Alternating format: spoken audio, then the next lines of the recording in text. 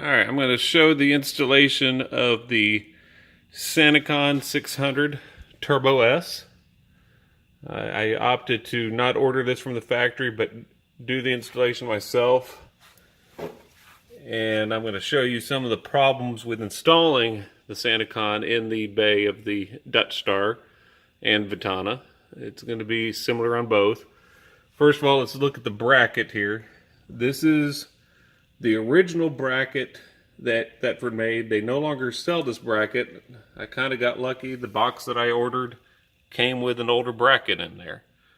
I asked about getting more of these brackets and it's not possible. This bracket's two pieces. It's designed to be mounted in several positions. You can see the two bolts on the bottom. That attaches the bracket that goes around the turbo pump to this flat bracket that attaches to the floor with four screws. You can see how the pump housing's attached.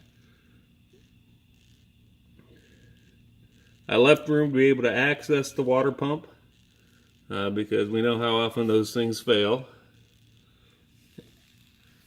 This black box you see here, that is the relay. The toggle switch and the power goes through that. I relocated the toggle switch. You can see this braided cord in the back corner there. That's part of the relocate I did with the toggle switch. I also added an LED light. And just show that off. The LED light does work with the bay lights.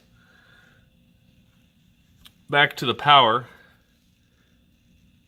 I ran the power cords up. There's ground and positive. And I followed the same chase way behind this bolt here. The bulb here, there's a hole that gets you access to the electrical panel or the electrical bay, and from there you can go back to the 12 volt that's behind the spool. The 600S came with this clear housing, and I had to cut the hose so that I didn't have any excess, cut it to fit. I still have room to be able to rotate this up or down. And then I ran the spa hose. It's connecting there, and it's just loosely running underneath. Coming over to a ball valve. That way I can shut off the flow if I wanted to disconnect. Coming to my cam lock connect. That then I've attached to the regular Sanicon hose, and you can see that I've put on some protective sheathing here. I've used some shrink wrap, and right here in this area is using rescue tape to hold that in place. Got that idea from one of the members on the forum. Hopefully that'll hold better than the zip ties do. So I'm going to show the problem. We're going to go ahead and do a pump out. I'm going to open this and flip the valve.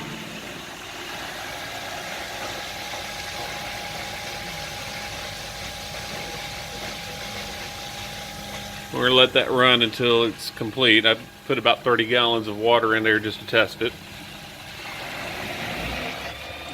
Alright, at this point we're just about done pumping,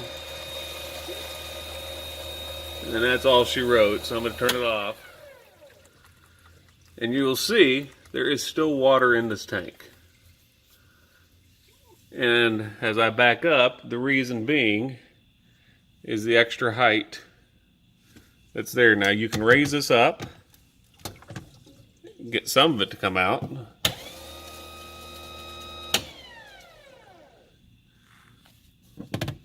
This game could go on for a very long time.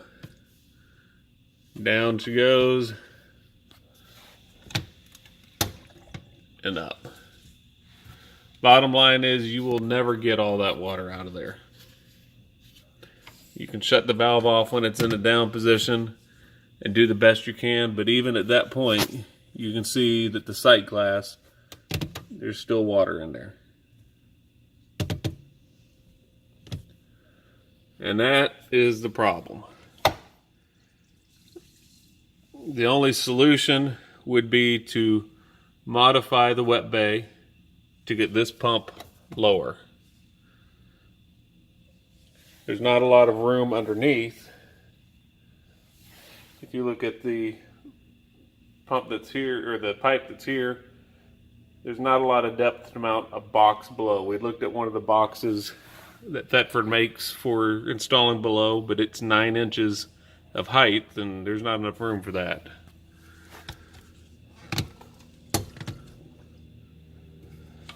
So doing it myself, I really solved very little problems except for changing the angle of the downspout, which Newmar is already doing, but that does not solve the problem with the gray water sitting in the tube.